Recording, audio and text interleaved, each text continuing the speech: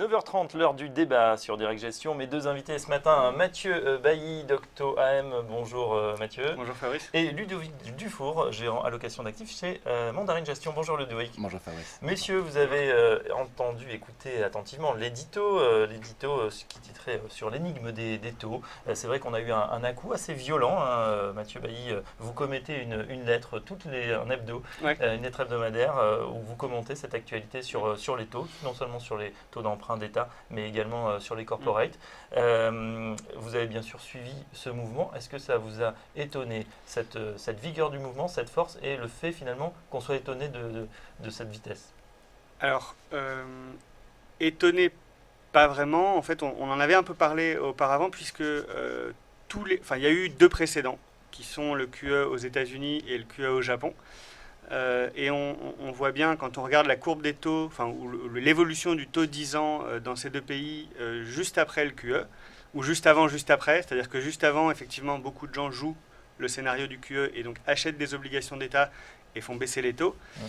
Et juste après le QE, entre 3 semaines et un mois, il y a eu une explosion des taux. Explosion, évidemment, c'est une remontée très une très remontée forte, assez violente. forte. Alors on le voit là, évidemment, c'est exactement ce que vous décrivez, c'est-à-dire qu'à partir, ça dure depuis un petit moment, mais ça s'est accéléré depuis le lancement du quantitative easing. On explique en deux mots, la Banque centrale, par ses achats massifs, 60 milliards d'euros par mois, à partir, ça a démarré en mars, et même l'annonce, effectivement, fait baisser les taux parce qu'on sait qu'il va y avoir un acheteur qui finalement va rafler tous les taux. Donc finalement, c'est un espèce de safe bet, de sure bet. On est pratiquement sûr qu'il n'y aura qu'une seule direction, ce sera la baisse. Les investisseurs se ruent, parfois même avec effet de levier. Vous en parlez également. Il y a il n'y a pas seulement aujourd'hui des acteurs traditionnels, les banques, les assurances, qui en plus ont des réglementations assez strictes sur ce qu'elles peuvent faire. Et puis à zéro, elles ne sont peut-être pas intéressées. En tout cas, il y a beaucoup de hedge funds qui jouent aussi cette quantification. Effectivement, c'est vrai que les hedge funds ont un levier qui peut aller jusqu'à 10 fois, voire plus. Ce scénario étant extrêmement prévisible et ayant déjà eu lieu dans les pays comme le Japon et les États-Unis, ayant vu que dans les 6 mois d'avant un QE, les taux baissent, ils pouvaient le jouer assez sereinement. En revanche, les débouclements sont du coup assez violents aussi. Au Japon, les taux ont été multipliés par 2 en 2 mois. Le jour où et les taux étaient supérieurs évidemment à ce qu'ils étaient en Allemagne à l'époque du début du QE. Mais sur une période aussi courte que là, sur une période aussi courte, sur une période aussi courte de on va dire entre 3 semaines, un mois. Ouais. Ce qui me fait dire aussi qu'on n'est pas forcément à la fin, parce que ça fait finalement effectivement que 3 semaines que les taux ont remonté un peu, qu'on n'est qu'à 1,10 sur le taux moyen européen, si on enlève la Grèce qui est plutôt concernée par la restructuration que par le QE. Et du coup, ce sera de toute façon maintenu relativement bas par la BCE, parce que ça, c'est des mouvements de 3 semaines et que le QE, il dure jusqu'à septembre 2016. En revanche, à très court terme, est-ce que ça vaut le coup de supporter cette volatilité-là, surtout avec la Grèce qui n'est pas résolue, avec les taux qui devraient remonter en septembre aux États-Unis, qui peuvent malgré tout avoir un petit effet de contagion? Ça vaut peut-être le coup d'attendre un petit peu, quitte à prendre le train en route. Ouais. Voilà. Regain de volatilité, Ludovic Dufour, on a observé ça, et puis il fait assez rare en fait. Normalement, il y a une non-corrélation entre ce qui se passe sur les taux et sur les actions. Là, on a vu au début de l'année, les actions montent et les taux baissent. Situation inédite. De la même façon, quand ça se déboucle, les taux remontent très vite, mais les actions plongent. Oui, on a des forts mouvements de volatilité. Je reviens juste sur ce qui était indiqué avant. J'aurais la seule petite différence que je ferais entre ce qui s'est passé sur le QI de la Fed, le QI de la Banque du Japon et le QI de la zone européenne, c'est que au même moment, on a vraiment eu un arbitrage des investisseurs locaux taux vers action. En Europe, cet arbitrage, il n'a pas vraiment eu lieu, il est moins clair. On sait qu'il y a eu des flux qui sont venus sur les actions, il suffit de regarder le rallye qu'on a connu sur les marchés des actions. En revanche, c'était surtout des flux qui venaient de l'étranger et moins de la zone européenne, voilà, des nationaux. Donc du coup, ce mouvement, il est très similaire quand on regarde les mouvements. Est-ce qu'il en a exactement la même cause? Ça reste encore une interrogation et j'ai pas tout saisi sur vraiment cela. Du coup, pour la poursuite ou non de ce mouvement, je suis plutôt tenté à regarder ce qui se passe sur l'euro-dollar qui pour moi, c'est vraiment les meilleures lectures qu'on a depuis plusieurs trimestres sur les marchés. C'est ceux qui réagissent le plus rapidement et se réadaptent. Et le mouvement qu'on réenclenche de baisse de l'euro, qui explique aussi les différentes anticipations qu'on a sur la croissance. Il y a un peu de meilleures nouvelles sur les États-Unis. Oui. Tout ça fait que ce mouvement qui se poursuivrait sur les taux, j'en suis pas complètement sûr. Je pense qu'on en a fait une bonne partie. Maintenant, c'est très très volatile et c'est la problématique. Pour vous, c'est le dollar qui est aujourd'hui à observer en priorité, ou plutôt la parité euro-dollar, qui voit, on bouge beaucoup. Elle a pénalisé évidemment les États-Unis. On a vu sur les chiffres du premier trimestre sur les entreprises. Elle a avantagé les entreprises européennes, mais finalement, on n'est pas allé beaucoup plus haut à l'annonce des résultats au niveau de la micro, parce que tout était déjà dans les cours anticipés. Et puis aujourd'hui, on est dans une zone entre 1,10 et 1,15 où on revient, et là il y a pas mal de soubresauts. Tout le monde est en train d'essayer à nouveau, on a l'impression, que ce soit Janet Yellen ou on va le voir dans un instant Benoît Cœuré hier, de continuer à affaiblir sa monnaie. Et pour moi, c'est la variable clé pour essayer d'interpréter les marchés, c'est les mouvements qu'on a sur les devises.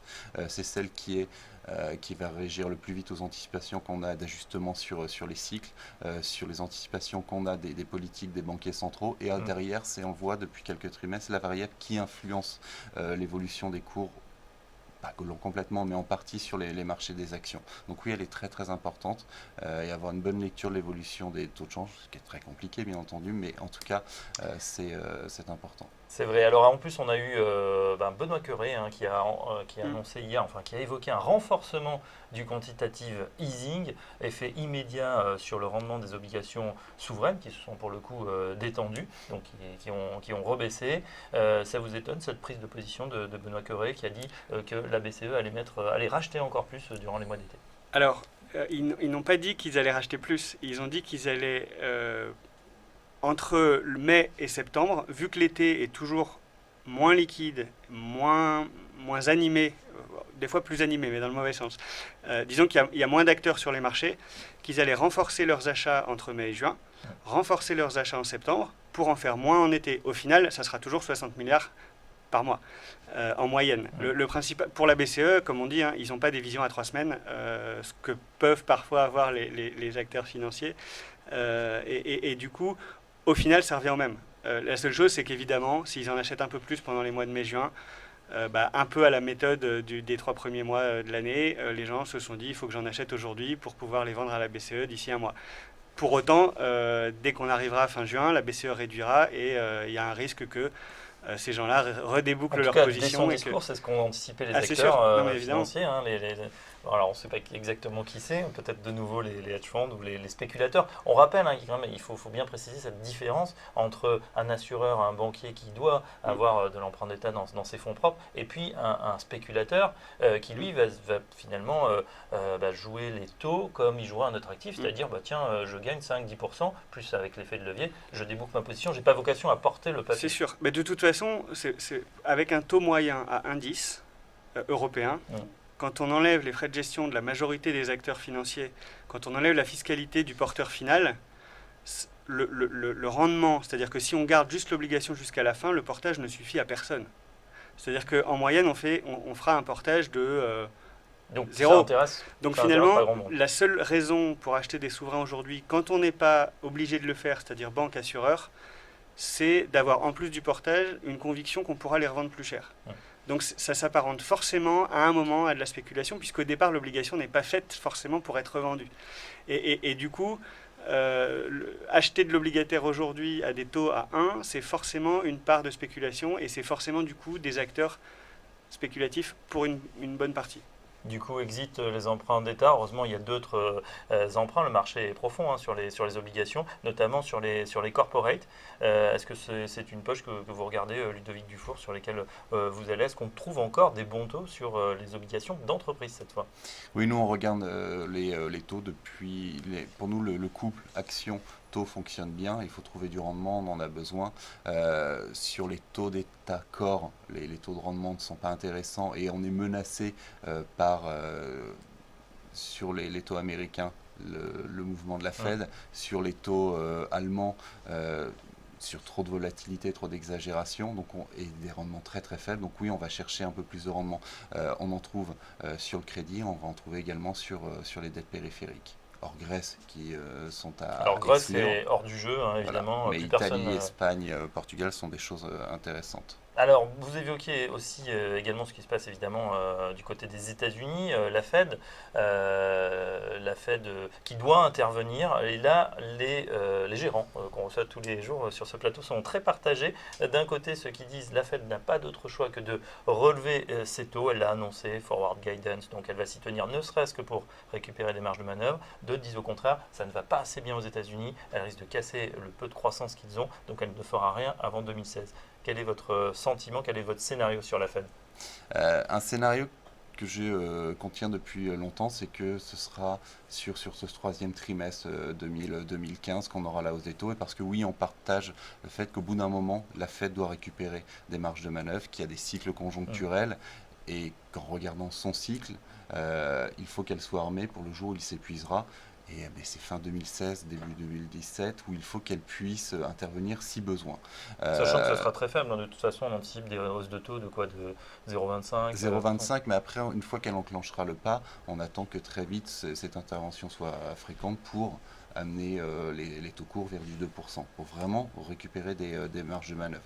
Mais du coup, non, non, on pourrait avoir du coup un différentiel entre ce qui se passe en Europe, où là les taux vont vraisemblablement rester très bas, et une hausse aux États-Unis. Est-ce qu'il pourrait y avoir des mouvements à ce moment-là de capitaux importants, c'est-à-dire qu'on fuirait la zone Europe, comme les investisseurs s'y sont rués, ils fuiraient rapidement pour aller chercher des placements plus rentables?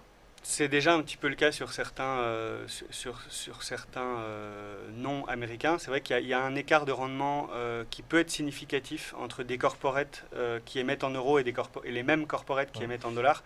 Un exemple simple, Arcelor, sur 2019, vous pouvez lui prêter à 1,5-2 en euros. Ça va être plutôt entre 4,5 et 5 en dollars. Y compris en couvrant le risque de change, vous y gagnez quand même. Donc il y a déjà des arbitrages qui peuvent être faits. Après, on a quand même une grosse différence par rapport à il y a 10 ans, c'est qu'on a une BCE qui est devenue forte. Et souvent, on commence à voir des articles aujourd'hui qui n'existaient pas auparavant, des articles d'Américains disant l'Europe fait bouger nos taux. C'est-à-dire que parce que les taux européens ont bougé aujourd'hui, les nôtres ont monté aussi. Pendant les 30 dernières années, c'était systématiquement dans l'autre sens. C'est-à-dire que l'Europe disait, nous, on est une dérivée des États-Unis. Le fait que M. Draghi ait pris cette décision du quantitative easing, qui est une décision historique du point de vue de la Banque centrale européenne, fait que l'Europe peut avoir un impact sur les marchés et peut peut-être à un moment compenser cette hausse de taux aux États-Unis par ses actions. Ce qui n'était pas du tout le cas avant. D'accord, aux États-Unis, le Wall Street dit « Don't fight the Fed », il ne faut pas se mettre en face de la Fed, voilà. Et alors peut-être on va... Espérons que la BCE soit aussi forte. On a peut-être le même poids, ou en tout cas on est en train de le trouver, bien qu'il y ait une corrélation avec le dollar. On va en parler, messieurs, dans la deuxième partie du débat, c'est dans quelques instants, toujours sur Direct Gestion, en compagnie de Mathieu Bailly et Dufour. À tout de suite.